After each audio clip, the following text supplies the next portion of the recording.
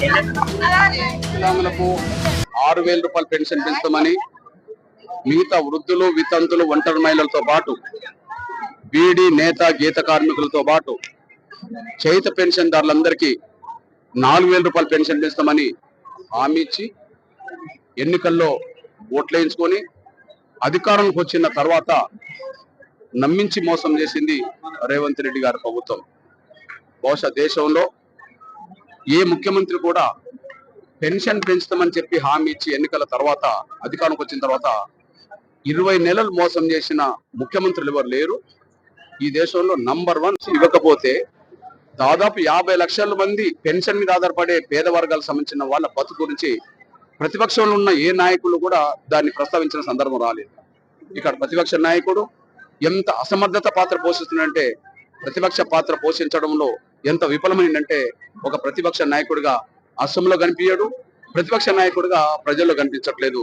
దీనివల్ల నంబర్ 1 మోసగాడిగా ముఖ్యమంత్రి ఉన్నాడు, నంబర్ 1 అసమర్థత ప్రతిపక్ష నాయకుడు తెలంగాణలో ఉన్నాడు. కాబట్టి పేదల పెన్షన్ విషయంలో అడిగేటోళ్ళు లేకుండా పోవడం వల్లనే పెన్షన్ పెంచకుండా రేవంత్ రెడ్డి సర్కార్ వాళ్ళ జీవితాలతో చెలగాట మారుతున్న ఈ సమయంలోనే రేవంత్ రెడ్డి గారి ప్రభుత్వంతో తాడోపేడు తెలుసుకోవడానికి, నువ్వు ఇచ్చిన మాట నిలబెట్టుకుంటావా లేకపోతే తప్పుకొని ఇంటికాడికి వెళ్ళిపోతావా అనే విషయాన్ని తేల్చుకోవడానికే ఈ నెల 13వ తారీఖు నాడు, ఆగస్టు 13వ తారీఖు నాడు హైదరాబాద్ లో లక్షలాది మందితో ఒక బహిరంగ సభ, వికలాంగుల, వృద్ధుల, వితంతుల మహా గర్జన అనేది జరపబోతున్నాం.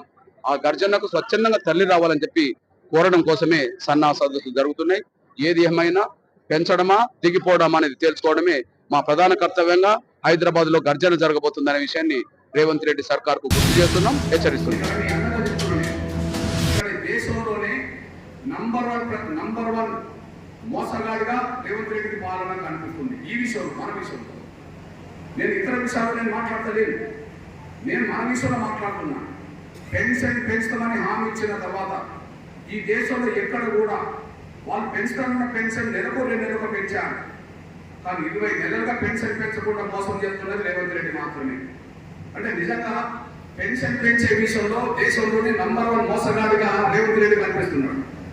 మరి నంబర్ 1 మోసగాడిగా రేవంత్ రెడ్డి పాలన కొనసాగుతుంటే ప్రతిపక్ష నాయకుడు ఏం చేస్తున్నాడు? అడగాల్సింది ఎవరు? ప్రభుత్వ వైఫల్యాలను, ప్రభుత్వ మోసాలను ఎండగట్టాల్సిన వాళ్ళు ఎవరు? ప్రతిపక్షం కదా. ప్రతిపక్ష నాయకుడు ఎవరు? కేసీఆర్ కదా. అసలు కేసీఆర్ అసెంబ్లీ కూడా బయట ప్రజలకు లేడు. ఇతర ప్రతిపక్ష హోదానికి ఎందుకు? ముఖ్యమంత్రి మోసం చేస్తున్నాడు 20 నెలలుగా. ముఖ్యమంత్రి మోసం చేస్తున్నాడు 20 నెలలుగా. 20 నెలలుగా ప్రతిపక్ష నాయకుడు అసెంబ్లీలో కనిపించకపోయే, బయటకు తిరగకపోయే. మరి ఎవరు మాట్లాడాలి? నంబర్ 1 అసమర్థత ప్రతిపక్ష నాయకుడికి రాష్ట్రంలో కనిపిస్తున్నాడు. నంబర్ 1 మోసగాడు ఉన్నాడు, నంబర్ 1 అసమర్థుడు ఉన్నాడు. ఇట్లాంటి పరిస్థితిలోనే ఒక పేద వర్గాల బిడ్డగా చెప్తున్నాడు, పక్క రాష్ట్రాన్ని చూసి వీళ్ళు నేర్చుకోవాలి, చంద్రబాబు చూసి వీళ్ళు నేర్చుకోవాలి. చంద్రబాబు నాయుడు ముఖ్యమంత్రి ఉన్నప్పుడు ఆయన ప్రభుత్వంలో ఇక మంత్రి ఉన్నాడు కేసీఆర్, ఆయన చూసి ఏం నేర్చుకున్నాడు?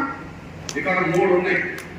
జనరల్ వికలాంగులకు 6,000, వృద్ధుల, వితంతులు, ఒంటరి మహిళలకు ఇతరులకు 4,000, 100% వికలాంగులు ఉన్న వాళ్ళకి 15,000 అని చెప్పాడు. ఈ 3 విజ్ఞప్తులు దృష్టి పెట్టుకొని చంద్రబాబు నాయుడు గారు మేనిఫెస్టో పెట్టేశాడు.